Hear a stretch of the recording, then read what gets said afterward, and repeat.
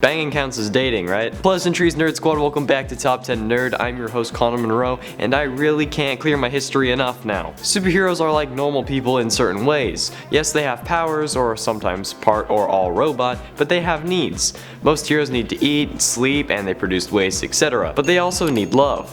They have needs that fighting crime won't satisfy.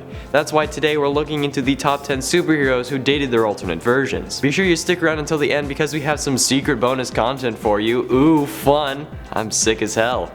Okay, intro time.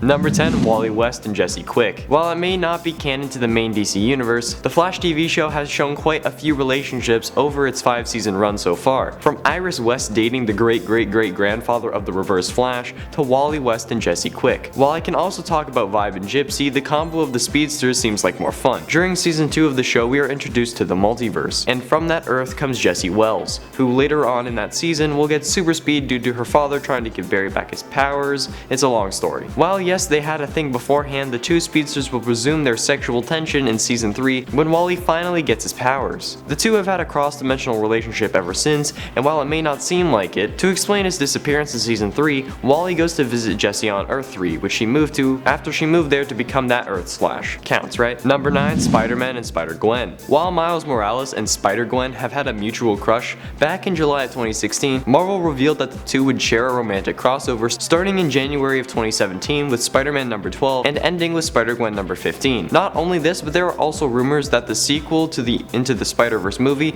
will be focusing more on Gwen and Miles. While Gwen Stacy has been a love interest of Spider-Man for years, Spider-Gwen lost her Peter Parker due to the lizard. The cover art of the comics shows them posing together, holding hands, Miles presenting Gwen with a rose, and even them kissing. While some readers were disturbed at the relationship between a 14-year-old and an 18-year-old, some fans came to their defense, saying that it's a comic book and they're not real, or that she may not know Miles' real age. No matter the setup for the relationship, it was still an interesting dynamic, and I hope to see it in the Spider-Verse sequel, or in the MCU. Number 8, Venom and She-Venom. Anne Weying first appeared in The Amazing Spider-Man number 375, but didn't appear as She-Venom until Venom Sinner Takes All number 2, 2 years after her original debut. Her first full appearance was in Sinner Takes All number 3, and she is the first character to go by the identity of She-Venom. The cover for her first appearance, in fact, refers to her as the Bride of Venom. This is because while for a time they were married, Anne ended up leaving Eddie due to his dependence on the symbiote. However, in order to catch Venom, the police arrest Anne on false charges to lure him out. But Anne is able to warn Eddie using her phone. The symbiote is sent through the phone and bonds with her, and she's able to break out. She later committed suicide by jumping off of a building after being traumatized by bonding with the symbiote and killing so many people, as she had gone on a rampage earlier than this. But after bonding with the symbiote, she bonded with Eddie, causing them to have a child. She gave birth and left it with Eddie's father Carl, and said she would be back, not revealing her plans. So while they were both being Venoms, they did have a kid, and honestly, that's enough to make the list. Good enough for me. Number 7, Impossible Man and Impossible Woman. The Impossible Man is the sole survivor of Planet Pop-Up and has the ability to shapeshift into any form he pleases, with his earlier depictions making him a villain to the Fantastic Four, but that was only because he found them entertaining. After being fascinated by human emotions, he discovers the concept of love. Now lonely and looking for someone to share his life with, Impossible Man decided to make a clone using his own body, making the Impossible Woman. The two aliens then left Earth to explore the galaxy and recreate the race of Pop-Upians that were lost. Is making a clone of yourself to love and repopulate your race considered incest? Or is it just a really advanced form of self-pleasure? Either way, they cloned many offspring, but they had developed minds unlike theirs. This whole thing has me kind of worried and very confused. Number 6, Firestorm and Firehawk. Firehawk was created when Takamuk hired Multiplex to kidnap Lorraine Riley, then experiment to see if she could recreate the Firestorm Matrix. Since Multiplex was a former assistant to Martin Stein, Riley did end up gaining powers like Firestorm and took up the persona of Firehawk. Then she started dating Firestorm, but more specifically Ronnie Raymond. They ended up breaking up and left to do their own thing. They briefly had an on-again off-again relationship. She first appeared in Fury of Firestorm number 1 as Lorraine, and then she became Firehawk in Fury of Firestorm number 17. She later decides to give up being a hero in Identity Crisis number 7 to spend more time with her father. She does not need to merge with another to access her abilities, seemingly making her more powerful than Firestorm. However, at one point she did merge with Ronnie as part of the Firestorm Matrix, and that's the ultimate kind of bonding,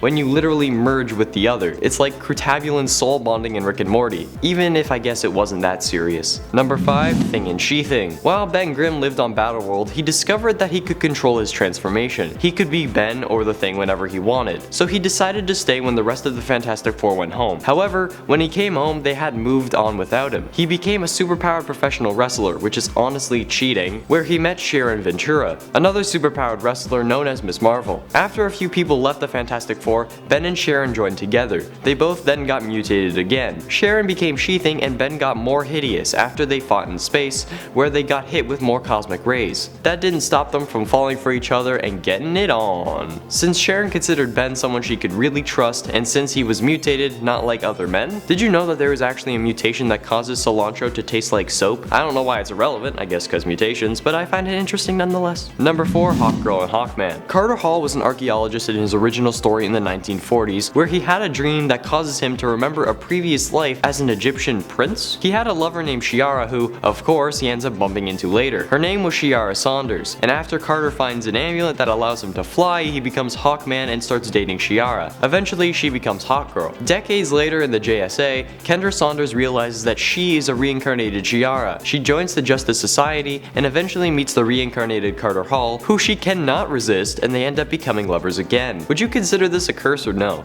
Like every time you die you're reincarnated, sweet, but you have to go through puberty again, not sweet, just to find out that you're destined to be with one person for every single one of your lives. You could say whether that's cool or not in the comments. If I comment on it, I'm gonna get in trouble. I went through puberty twice for this.